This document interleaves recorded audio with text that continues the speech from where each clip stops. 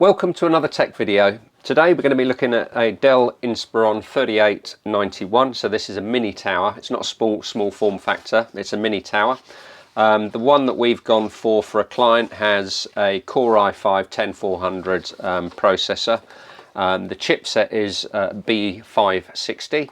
It comes with 8 gig of single channel memory, but the memory runs at 2933 megahertz, so it's good quick memory.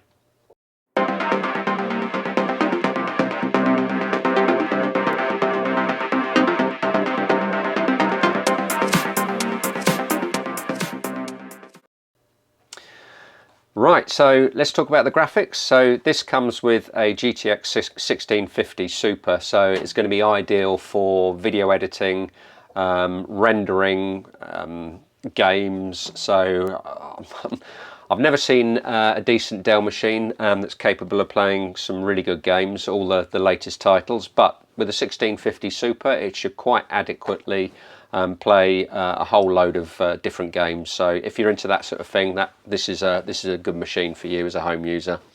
It comes with Windows 10 Home, and what we've done as part of this for our customer is to upgrade it to Windows 11. And I can tell you now that actually there's no problems at all doing the upgrade. You just have to run through the PC health check from Microsoft, and then you'll be able to install Windows 11 without any problems at all.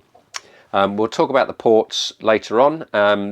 I mentioned in the video that actually it's not sure what the speed of the network port is, but it's a gigabit port, so that is always nice to see. And the PCI versions on it's PCI 3x16, and it's also got a PCI 3x1, so it's got one of those small PCI slots as well if you're going to be adding an additional card in there.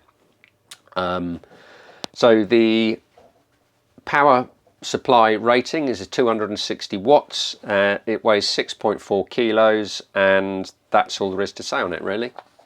Right, so the first thing is let's get into the box and have a look.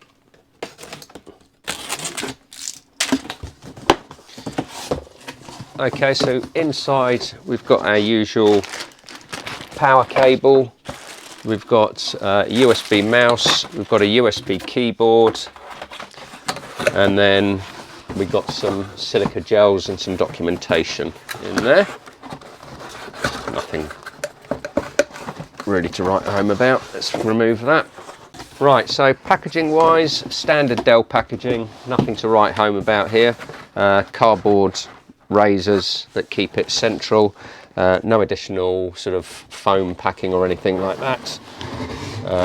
Obviously keeping their prices down. So let's see if we can get in and have a look at it. Right, so here's the unit itself. Looks like it's got some good connectivity options, so we'll have a look at that in a minute.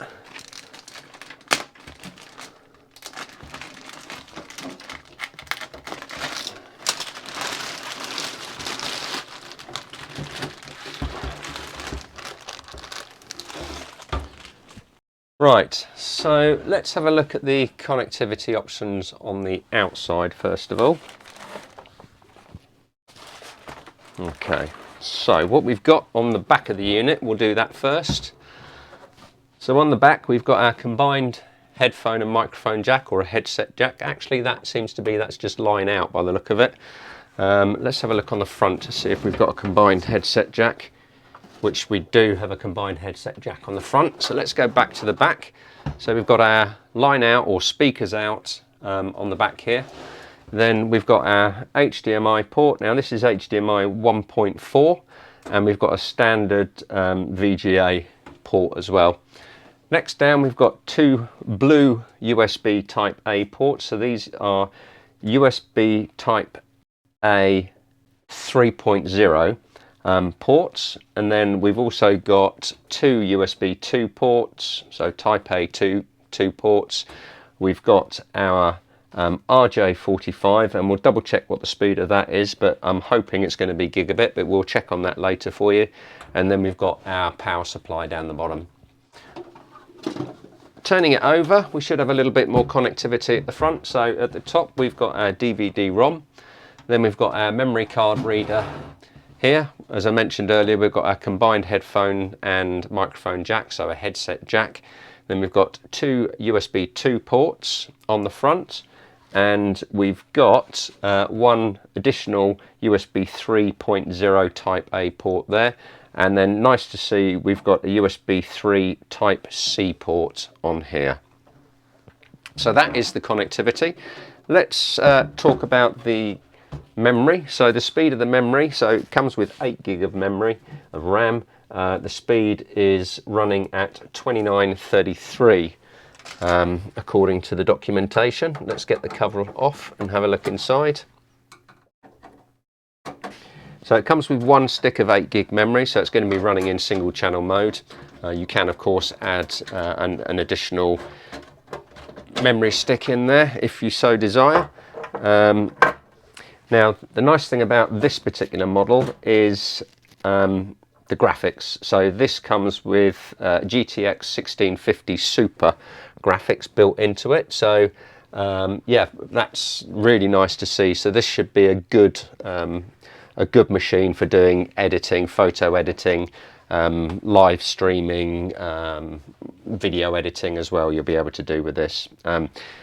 Manufacturer states takes up to a maximum of 64 gig of RAM, so you can take out the 8 gig stick and put two 32 gig sticks in there. Again, get the relative fast speed when you're hunting for that. So 2933 is the maximum supported memory speed in here.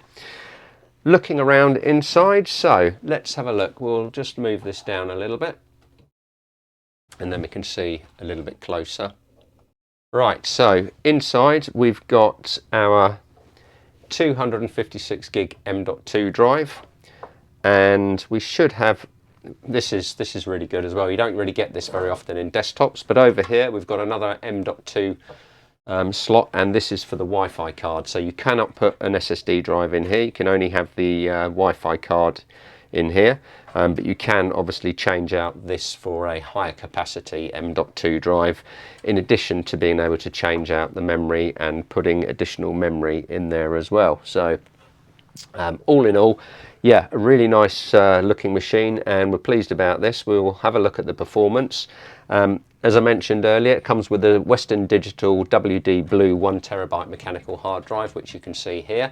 So that's for all of the data. All of the OS and the running applications will be installed. You want to install it on the C drive to get the best performance out of that.